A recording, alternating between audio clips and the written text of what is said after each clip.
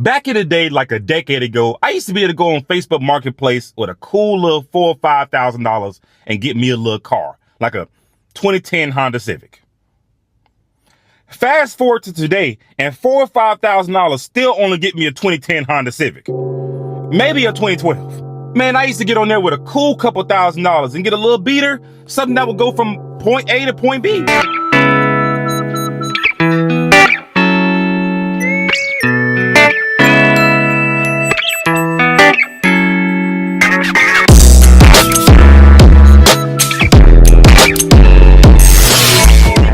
Time to address the fact that cars are so expensive nowadays, and here's why. Look, I don't think it's any secret that cars are very expensive nowadays. Hell, everything is expensive nowadays. You used to be able to get a car about, 10 years ago and spend about $20,000 and be perfectly fine. It would be a nice car. Now, you look at a $20,000 car and you're looking at something that's 8 years old, almost 100,000 miles on it, bad Carfax. It's just not a good situation. And a lot of people think it's the car manufacturer's fault, and that car manufacturers and car dealerships are being greedy. And to a certain extent, that's true. To a certain extent. But it's also not, and I'll tell you, I'm going to use something in Toyota's lineup as an example. This is a Tundra. This was 2021 before they redesigned the Tundra into the current body style. You used to be able to get a Tundra starting out at $33,675 before destination charges. That was a very cheap truck that you could get. If you look at that same truck now, that same truck goes for $39,965, an almost $6,000 increase. Actually, a $6,000 increase before destination charges. After destination, you're looking at a $41,000 truck. Starting out, that's before anything else. That's just your base model, which no one even buys. And here's why those numbers matter. If you look at this right here, in 2021, they sold 81,000 of them. 2022, whenever they redesigned them, added all the technology, which is what everyone was asking for, they sold 104,000. 2023, they sold 125,000. They have consistently sold more Tundras year over year, even though they're more expensive. And this is the reason why Toyota can still sell these vehicles at a high price. It's because of the reliability of the vehicles. I don't care what type of vehicle you may buy with Toyota. You can buy a Toyota Camry, an Avalon, a Tundra. These are very reliable vehicles. Heck, the Toyota brand is reliable all by itself. That's why people will still pay that large amount for these vehicles, because these vehicles are reliable. Plus inflation, y'all. All the prices are going up on everything. Every car price is going up. Every home price is going up. Groceries, the prices of groceries are going up. Heck, inflation is taking over people. Prices will never be like it was back in 2001. Things are going to continue to go up and up and up and up. Like I just said, Toyota has very reliable vehicles. So they are worth it, if you were to ask me. Plus, the design of the new truck, the Tundra, is very nice. I like the design of the new Toyota Tundra. Let's carry on. The fact of the matter, consumers drive the market. Consumers dictate what the manufacturers do and don't do based on what they buy.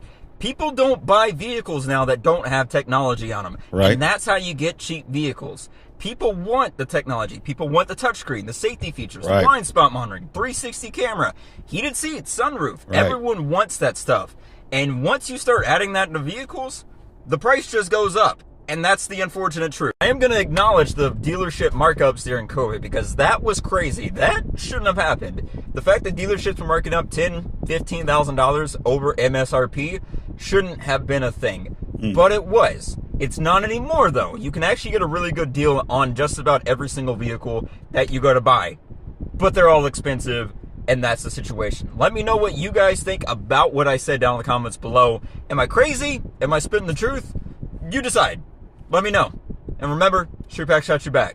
A $700 car payment, that's not a car payment, that's a mortgage. Tell me how y'all doing it, because I'm looking at these car prices like y'all got a secret stash I don't know about. The car market right now is out of control. We're talking about new cars starting at $40,000, $50,000, $60,000, $70,000. Right. For the basic model. Not the one with the heated seats and the spaceship dashboard. Nah, the basic one still got cloth seats and roll down windows. And that price tag translates to what? $700 a month, at least. That's not even counting insurance. That's not even counting gas. That's not even counting when you need new brakes or when your check engine light wants to play peekaboo. So realistically, you're looking at least $1,000 a month just to have the privilege to drive to work, to pay for the car that you drove there. The math ain't mathing no more, y'all. And here's the kicker. The cars depreciate faster than milk in the sun. The moment you drive that baby off the lot, Right. poof, you just lost thousands. Right. But somehow America has convinced you that this is normal, that it's okay and normal to drop 60 grand on something that's never going to appreciate in value. The real question is, what are people not doing so they can do this? Are we skipping groceries? Are folks skipping rent? Are we living on vibes and DoorDash paychecks? Like, what's the trade-off? Because if you're putting $1,200 a month into your car, you're paying somebody's mortgage. So I'm asking, how are people even affording these cars? What are they sacrificing to make these payments? Or is everyone just one repossession notice from reality? Drop your perspective in the comments, because I need somebody to explain this to me. Because right now, it feels like we're getting hustled. Okay, everybody. There are a lot of people out there that wants to hang with the Joneses. So what they will do, they will go out there and buy vehicles that they cannot afford. They will go and get that Hellcat Charger, that nice 2026 Chevy Tahoe, or Yukon Denali, or the Cadillac Escalade, just to drive around the neighborhood to impress people that don't care anything about them. People, you have to stop purchasing these vehicles if you cannot afford their note. Don't just look at the note. Look at the insurance.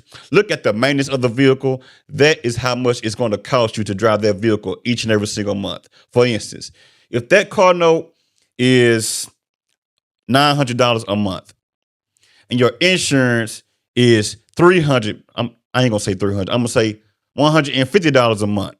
And also the fuel is going to cost you another maybe $150 a month. Do the math. That is how much it's going to cost you to drive that vehicle each and every single month. People, be wise when purchasing these vehicles.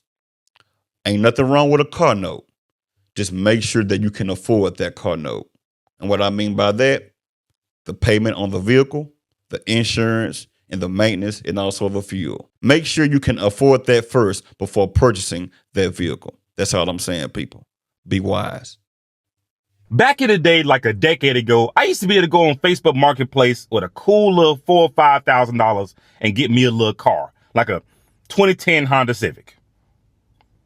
Fast forward to today, and $4,000 or $5,000 still only get me a 2010 Honda Civic, maybe a 2012. Man, I used to get on there with a cool couple $1,000s and get a little beater, something that would go from point A to point B. Now you get $4,000 or $5,000 saved up, go on Facebook Marketplace. They got a shit on there that's barely working, if it's working at all. And don't get me wrong, there are a few cars that are still a few $1,000s that can run and get you from point A to point B, but they are few and far between. I'm talking the used cars are sacred these days, especially the reliable ones. The Hondas, the Mazdas, the Toyotas, they're gonna be a little bit more expensive. I seen somebody yesterday selling a 2007 Honda Accord with 250,000 miles on it for $7,000. You ain't selling that. I remember back in 2012, I bought my first car. It was a 1996 Mazda Protege. I bought it for $1,200 and I had to put maybe like $400 in it, and it ran until the wheels fell off for like a year. But now I go in there with $1,200, I could barely buy a used scooter. $115,000 for a 2026 GMC Yukon, and it didn't sell. This right here is a 2026 GMC Yukon Denali Ultimate. The dealer wants $125,000 for it. And this is a dealer selling to another dealer, meaning the next dealer that buys it is going to sell it for even more than that. Now, if you think this is appropriate and you're paying these types of prices for a Yukon, then you are part of the problem. Now, these cars and every car today is made to be replaced, not made to be repaired. So you're paying $124,000 for a car that nobody can fix but the GMC dealership. Everything's proprietary. They're the only ones that can make repairs on these cars. It's basically like a driving computer now. Now, this car has 394 miles. It is a Denali Ultimate. It is four-wheel drive and has a 420 horsepower, 6.2 liter V. Starting MSRP on these is between $103,000 and $106,000, and that's before options and upgrade. And if you want the XL and add-ons, it goes up even more from there. Now, yeah, don't get me wrong. This is a beautiful truck. That interior is amazing, but this isn't even the Escalade. The Yukon Denali Ultimate is one level below the Escalade. Wow. Now, one with less options did just recently sell for $103,000. $103,000, and it had 48 bids. The reason I'm making this video is to all of you. If you're paying $103,000 for a GMC Yukon, there is a real problem. We're advocating, we're telling the manufacturer it's okay to charge us prices like this for a family SUV. Just please make vehicles like this again that go 300,000 miles and you can repair them in your own driveway. This is $126,000 for a family SUV is just nuts. Am I alone here? Am I the only one that thinks this is? Now, I do agree. These newer vehicles are harder to work on. You need special tools to take some of these parts off. And also they got electronics hooked all over the engine. So it's hard to work on these new vehicles. So you have no choice but to take the vehicle to the mechanic. Ain't that a shame? Now, y'all leave a comment and let me know exactly what you all think about this video. I would like to know. If you're not subscribed to the channel, like, share, comment, and subscribe to the channel. Y'all have a good one and a blessed one. Until I see you all on another video, y'all know how I do it. Holla at you.